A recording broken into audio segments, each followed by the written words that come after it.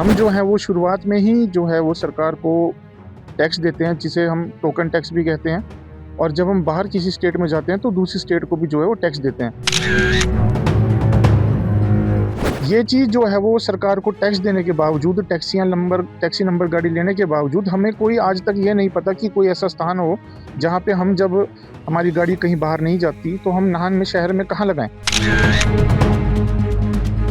अगर हम देखा जाए तो हम ओवरचार्ज किस बात का कर रहे हैं? हमारे ऊपर सरकार का आरटीओ टैक्स है, टोल टैक्स है, अदर स्टेट का टैक्स है, आपकी इंश्योरेंस महँगी है, तो हम किससे करेंगे वो? आप लोगों से कमाएँगे तो ही तो देंगे ना।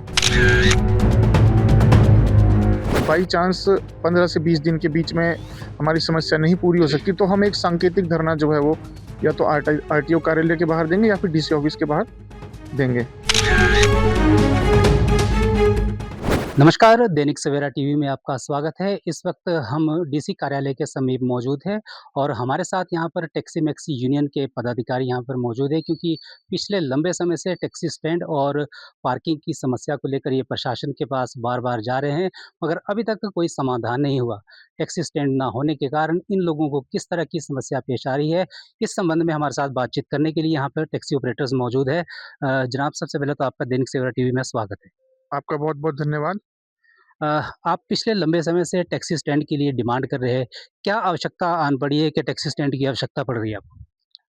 देखिए, मैं आपको दैनिक सवेरा के माध्यम से, आपके जो चैनल है उसके माध्यम से आपको बताना चाहता हूँ कि शुरुआत में क्या है कि नाहन का मैं आपको थोड़ा-सा एक बताता हूँ कि यहाँ पे जो टैक्सी का प्रचलन है वो शुरू से ही काफ़ी कम रहा है। जी। पहले यहाँ पे टैक्सियाँ हुई, फिर बीच में लोगों ने प्राइवेट टैक्सी रखी, लेकिन अब जो है वो लगभग पिछले 6-7 साल से जो दौर चला हुआ है, इसमें जो है टैक्सी की संख्या बढ़ती जा रही है। अगर मैं खुद अपनी बात करूँ तो मैं लगभग 2015-16 का ऑपरेटर हूँ। आज मुझे लगभग 9-10 साल हो गए हैं टैक्सी का काम करते हुए, जिसे आप कहते हैं कि yellow plate only taxi only का काम करते हुए। कई लोगों को मैं आपके माध्यम से बताना चाहता हूँ कि संशय ये रहता है कि उन्हें ये नहीं पता, वो व्हाइट प्लेट को भी टैक्सी मानते हैं और येलो प्लेट को भी टैक्सी मानते हैं। तो अगर आप देखेंगे, आप किसी भी मूवी में देखें या किसी भी वीडियो में देखें, कहीं भी आप देखें, तो टैक्सी हम उसे कहते हैं जो येलो प्लेट होती है। टैक्सी का सबसे पहले मैं आपको बताता हूँ कि ये जो है ये सरकारी मान्यता प्राप्त चीज़ है। इसमें परमिट हमें जारी किए जाते हैं लोगों को एक स्थान से दूसरे स्थान ढोने के लिए। और जो व्हाइट प्लेट है, जिसे हम प्राइवेट कार कहते हैं, वो गाड़ी होती है जैसे आप लोग अपनी पर्सनल यूज़ के लिए लेते हैं, ताकि आप अपनी फैमिली को, जिसमें कि आपके बच्चे हो गए, आपके पेरेंट्स हो गए, उनको घुमाने के लिए, अपने पर्सनल यूज़ के लिए आप उस गाड़ी को यूज़ कर सकते हैं। ना कि अपने रिश्तेदारों, सगे-संबंधी या किसी अन्य व्यक्ति को किसी एक स्थान से दूसरे स्थान ले जाने के लिए आप उसमें अनाधिकृत हैं, अधिकृत नहीं हैं आप। हम जो हैं वो शुरुआत में ही जो है वो सरकार को टैक्स देते हैं, जिसे हम टोकन टैक्स भी कहते हैं। और जब हम बाहर किसी स्टेट में जाते हैं तो दूसरी स्टेट को भी जो है वो टैक्स देते हैं। तो ये चीज़ है। अ, ठीक है, प्रोफ़ेशनल लेवल पे तो मान ली बात कि अगर टैक्सी की बजाय व्हाइट प्लेट वाली कोई गाड़ी लेके जाता है, लेकिन अगर हम एक आम जो कंज़्यूमर है या फिर कोई सवारी है, उसको किस तरह का लॉस जो है, यदि वो प्राइवेट गाड़ी या टैक्सी नंबर ले जाता है, तो क्या डिफ़रेंस रहेगा उसमें? सर, सबसे पहली चीज़ तो जो है वो जो व्हाइट प्लेट होती है उसमें आपका, अगर भगवान ना ख़ास्ता कोई एक्सीडेंट हो जाए या कोई दुर्घटना घट जाए और आने वाले टाइम में जब उसकी वेरिफ़िकेशन हो और ये चीज़ पता लग जाए कि उसमें जो व्यक्ति बैठे थे वो एज़ अ सवारी के तौर पे बैठे थे, या वो जो गाड़ी है वो कमर्शियल यूज़ के लिए यूज़ की जा रही थी, कमाने के लिए यूज़ करी जा रही थी। तो उस स्थिति में जो है वो जो क्लेम है, चाहे वो किसी को चोट लगी है या किसी की मृत्यु हुई है, तो वो क्लेम जो है वो सवारी को नहीं मिलता है। अब हम अगर जनरल सी इंश्योरेंस की बात करें, जो प्राइवेट कार की, पर्सनल कार की इंश्योरेंस होती है, वो 17-18 हज़ार के लगभग हो जाती है। जो हमारी गाड़ी है, टैक्सी गाड़ी है, उसकी लगभग 35 से 36 हज़ार होती है। तो इसमें इतना डिफरेंस इसलिए है कि उसमें जो 4-5 सवारी हमारे साथ बैठी होती है, उसका जो है वो प्रॉपर क्लेम होता है। उसका हम एज़ एन एक प्रीमियम जो है वो इंश्योरेंस कंपनी को जमा कराते हैं, जिसके तौर पे उसे 2 लाख या 15 लाख तक की जो है वो आर्थिक सहायता किसी दुर्घटना के टाइम पे दी जाती है। तीसरी चीज़ है कि अगर आप जैसे आज के माहौल में देख रहे हैं कि अब सारी यूनियन जो है, सारे टैक्सी ऑपरेटर जो हैं वो प्राइवेट जो गाड़ियाँ ये यूज़ हो रही है, इनके लिए जो है वो एक मंच पर आ चुके हैं। तो हर जगह जो है इनका पकड़ना जारी है, इनकी वेरिफ़िकेशन प्रशासन के साथ मिलके जो है वो की जा रही है। तो मैं नहीं समझता कि अगर आने वाले टाइम में कोई भी इन गाड़ियों को यूज़ करेगा तो उसे रास्ते में कहीं भी परेशानी आ सकती है। और हाँ। मैं आपको बीच में रोकना चाहूँगा। चलो ये तो एक क्लेम की बात होगी। अब बात आती है कि आप टैक्सी स्टैंड की माँग कर रहे हैं। टैक्सी स्टैंड ना होने के कारण आप लोगों को किस तरह का नुकसान या क्या खामियाँ आपको देखने को मिली? देखिए जी, नुकसान तो सबसे पहला ये है कि हमें अपनी गाड़ी जो है या तो किसी पार्किंग में लगानी पड़ती है या फिर सड़क किनारे जहाँ हमें जगह मिलती है वहाँ लगानी पड़ती है। अब इसमें समस्या क्या है, अगर आप पार्किंग में लगाते हैं तो 2000 से ₹2500 शुल्क है और अगर सड़क किनारे लगाते हैं तो आप समझते हैं कि आज के दौर में ट्रैफ़िक इतना ज़्यादा हो गया है, लोगों की अवैध पार्किंग इतनी हो गई है कि उसमें टैक्सी और प्राइवेट सब एक बराबर हो चुके हैं। अगर चालान कटता है तो 500 से ₹1000 चालान है।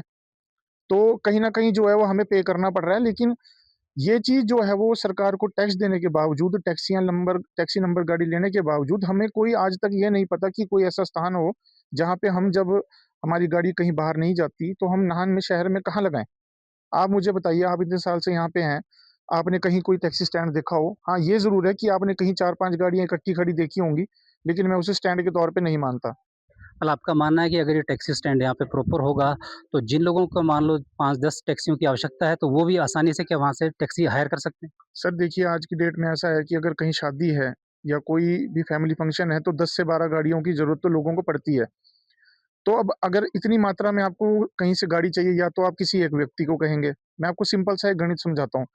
अगर आप किसी एक व्यक्ति को बोलेंगे तो आजकल क्या हो रहा है कि सबसे पहले मैं आता हूँ इस समस्या पे कि टैक्सी वालों को आप लोग बोलते हैं ओवरचार्ज। उसका मैं आपको उदाहरण देता हूँ कि मान लो आपको 12 गाड़ियों की ज़रूरत है, तो आपने किसी एक व्यक्ति को संपर्क किया।